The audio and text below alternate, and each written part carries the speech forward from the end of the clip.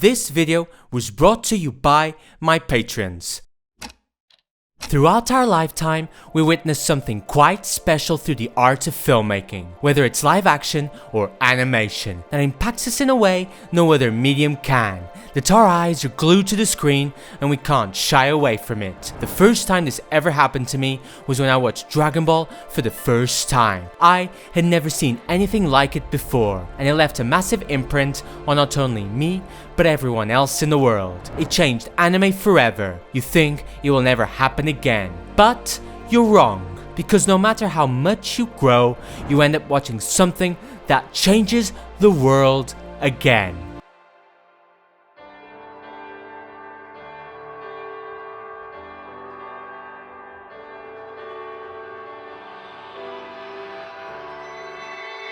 You don't quite know why it's so special, but you feel it. It's captivating for some reason, and even though it's doing so many things you've seen before, when you put it all together, it's unique, it's refreshing, it's new, and thus, with each moment, it takes your breath away, reminding you of all of the incredible works of art that came before it. But I want to know why. I want to know why it caught my attention, and why it caught yours too. And so, I'm here to talk about why Demon Slayer is so captivating, and why it's had such a monumental impact in the world of animation. But to do that, we need to first talk about just how popular it really is. Back in 2019, I remember working during one of my shifts at my previous job, when suddenly my coworkers started talking about this anime called Demon Slayer, mentioning how it was taking over the world. What was crazy to me was the fact that I was being told this not only by people who watched anime, but also by ones who weren't even remotely a part of this world. And that instantly caught my intrigue. How? How was this possible? A few years later, in early 2021, Super Eyepatch Wolf made his most recent video on the current state of Shōnen Jump, mentioning that there was one manga that finally dethroned One Piece after more than 2 decades. But it didn't just dethrone it, it completely shattered it, reaching a total number of 82 million manga volumes sold, even stating that if you combine the top sales of each year from the big 3, it would only barely go higher than half of the total numbers that Demon Slayer sold in 1 year. If you want more information about this, go check out Super Eyepatch Wolf's video. I normally try to stay away from what YouTubers have done in their videos, but I just had to mention it in this case because it is crucial to understand just how gigantic Demon Slayer popularity is. And this isn't just popular around the world, but it's also insanely popular in Japan. Everyone, and I mean everyone, knows about it. Just listen to what Joey had to say about it on Trash Taste. My entire Japanese side of the family has like a favorite, like a top 3 characters in Demon Slayer. It's like, it's so weird how in Japan, literally everyone of every age generation is watching Demon Slayer. It's not just kids who watch it, it's families, parents, fathers and mothers, because when we talk about shonen anime, we are normally referring to shows directed at young boys, which is exactly what shonen means. For decades, this has been what set apart shonen from shoujo. One was for men, but the other for women. Dragon Ball was for men, Sailor Moon was for women. Digimon was for men, Cardcaptor Sakura was for women. But here's the thing, the more the world has evolved, the more we realize that this doesn't really mean anything. I watched Dragon Ball and Digimon, but I also watched Sailor Moon and Cardcaptor Sakura. Heck, I even cried watching its second movie. Which just shows that more and more, the world doesn't really need this distinction anymore. And I think one of the many reasons that Demon Slayer is so popular is precisely because it is able to bridge that gap so well. Within its simple yet straightforward story, within its lovable yet really unique characters, not just distinctive with their personalities, but also with their character designs, full of drama and comedy, with tense and arduous fight scenes juxtaposed incredibly well with the endearing relationship between its 2 main characters, between Tanjiro and his sister Nezuko. But that's not enough for it to be so popular. There has to be a bigger reason, something that sets it apart from everything else that has been done before, something that our eyes witness and we see something truly beautiful, truly astounding, and that lies with its animation, or rather, the execution of it. But to understand this, we need to talk about another anime, one that came out in 2013 and also took over the world.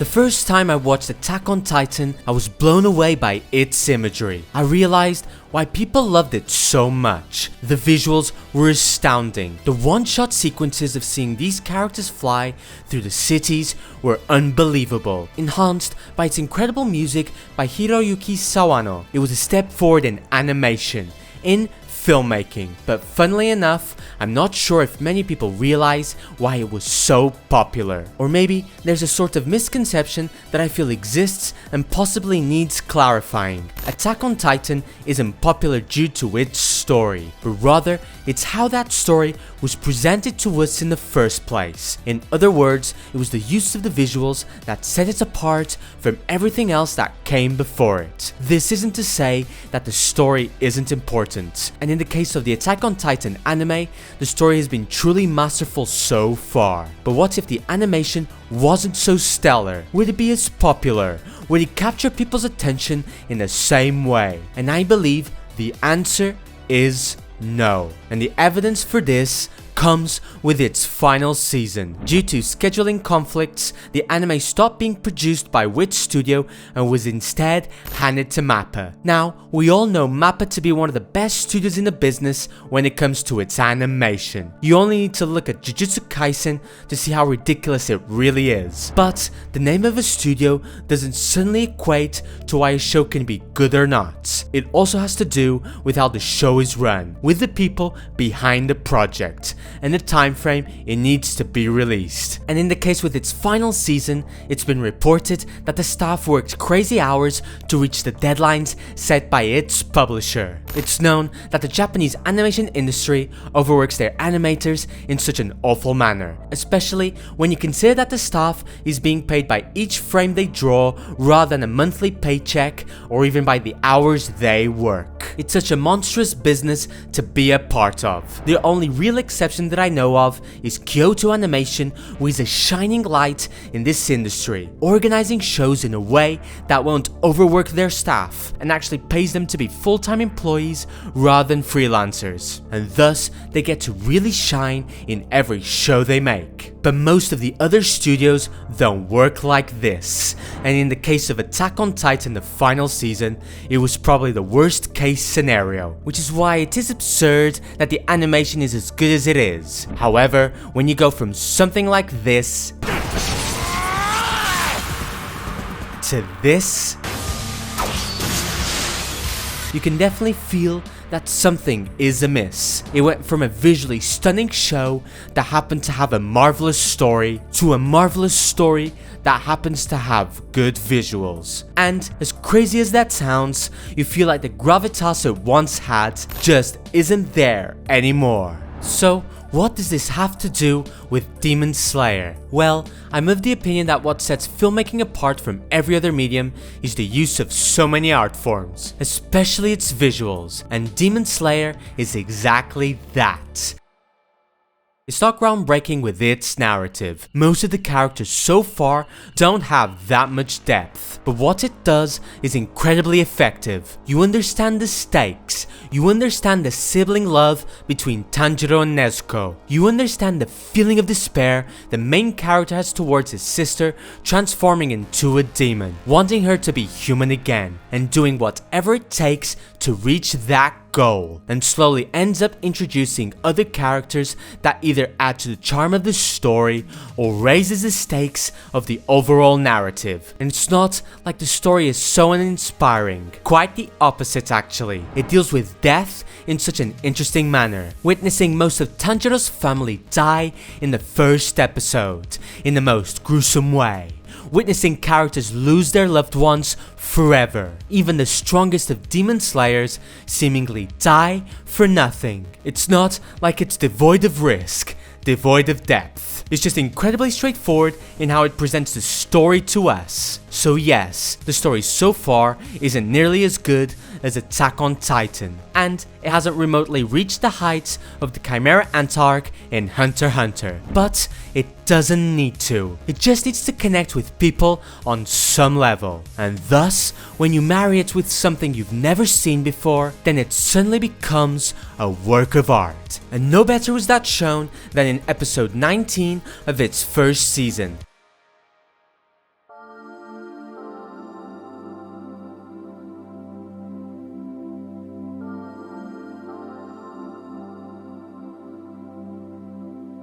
An episode that broke the internet back in 2019. One that was visually enthralling, that was accompanied by one of its most emotional songs, that makes you feel perfectly the bond between Tanjiro and Nezuko, and against all odds are able to seemingly overcome the foe in front of them. We don't just see it, we hear it, we feel it, shaking every core of our body. It's not just an action scene, it's a moment we live for. And this is all thanks to Ufotable.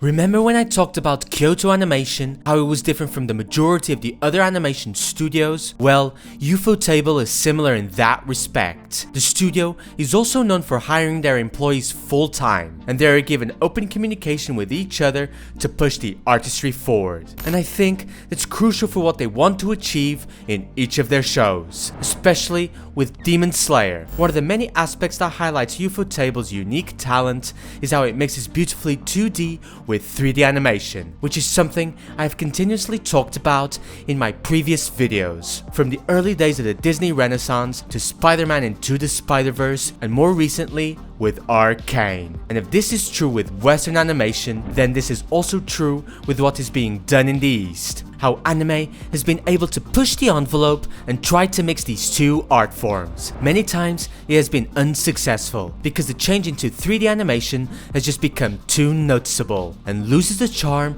that is usually found in 2D. But there are times when the opposite occurs, that the blend between both worlds is so seamless that most people don't even notice it. And I think Ufotable is by far the best studio at handling this. The reason why so many studios want to use more and more 3D animation is precisely due to it being way less time consuming. And so, if you can animate it in a quicker manner and still keep the art style and magic of 2D animation, then there's no point in fully doing it in 2D. And to perfectly explain this, let's look back to The Lion King, specifically the Stampede scene. This is one of the most remarkable uses of animation you can find, where Simba, our protagonist, is drawn in 2D, but all of the wildebeests were done in 3D. Occasionally there's an effect or something that the directors want in the film that would be virtually impossible to do with traditional animation techniques. They created a 3D model, then digitally animated it to make it look like 2D, and then multiplied its use numerous times. This was a technique used in so many of its films, from Beauty and the Beast's ballroom dance to Mulan's fight against the Huns. And the very similar approach can also be found with Ufotable, whether it's just this wide shot of Tanjiro walking or so many of its incredible action scenes, where the surroundings are clearly 3D worlds, but the characters are hand-drawn. And I think that sometimes, even if it is just a very quick shot, the characters were completely animated in 3D. But here's the thing. Yes, its use can be hidden because a character is small, or the scene goes by too quick, but you also don't notice it due to the use of its thick lines. It's not just there as an art style, but it also perfectly hides when 3D modeling is used. And that's kind of insane. It is this work process that precisely sets this studio apart from so many others. However, this does not mean that the work conditions are as good as what you can find at Kyoto Animation, especially when you consider the tax evasion case that Ufotable's founder and its studio were a part of. And Hikaru Kondo, the founder of the studio, deserves all the criticism and punishment for it. But something quite interesting came up during its investigation. Kondo stated that he was intentionally moving the money from from its cafes and web stores in order to help finance the studio and its workers. Since every anime they worked on would always come at a loss, Kondo wanted to ensure that each show they worked on would become a hit and thus improve sales with its merchandise and cafes, which is one of the many reasons why the animators were hired as full-time salary members of the studio instead of working as freelancers, especially when you consider the ambitions they have in making the best possible show. Now, we need to take this with a grain of salt. Tax evasion fraud is a very complex subject to understand, and I'm not entirely sure how truthful Kondo is being. And even if it is true, this does not in any way, shape or form excuse what Kondo and the studio did. But I do think this further demonstrates the enormous issues that reside with the Japanese animation industry, especially when little to no profits goes towards its workers. And this needs to change. I'm certainly not going to be the one to make a difference, but at the very least, I want to voice myself. I want the work conditions to be better. I want all of these animators to not have to work overtime and actually be paid properly. I want the budgets to be way higher than they actually are. And I want the profits to be distributed properly towards everyone involved. We all love this world of animation. We all recognize just how awesome it can be. And what I want is for every creative to not only showcase their passion, but also have a life. The video game industry in the United States is finally starting to change its culture around crunch hours. And now we need the Japanese animation industry to follow suit. I don't care how long it takes for visual feasts like these to get made. I just want to witness these works of art, knowing that all of the workers didn't kill themselves to do so. We need people to be able to live their lives, and we need these works of art to inspire us, that not only reach a large number of people, but of many different ages and types. This isn't the first time this has happened in our lifetime, and it won't be the last. And the perfect example of this is with a small film that happened to come out in 1977.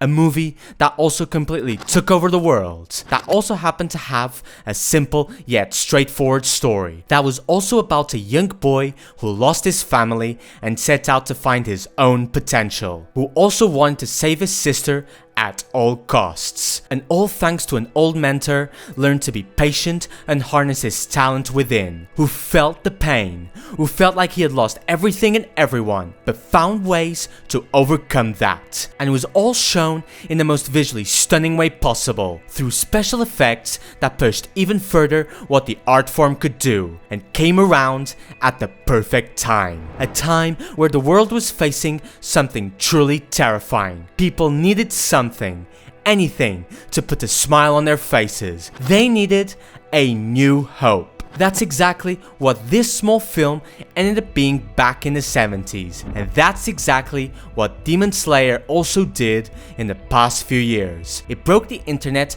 back in 2019, and in 2020 it gave people their own new hope in the midst of a pandemic, breaking all types of records with its Mugen Train film, and even more so with the sales of its manga. It was a shining light for us all, one that we desperately needed, and deserves the popularity it has achieved. The world stopped when episode 19 of its first season was shown to the world, and now, 3 years later, the world stopped again when they witnessed episode 10 of the Entertainment District arc, that pushed the visuals even further and did something that just left us with our jaws dropped. Because it's moments like these that we strive for. It's moments like these that I love this medium so much, that makes me want to voice myself, that I feel such a passion inside me that is bursting to come out, that needs to talk about this and say something.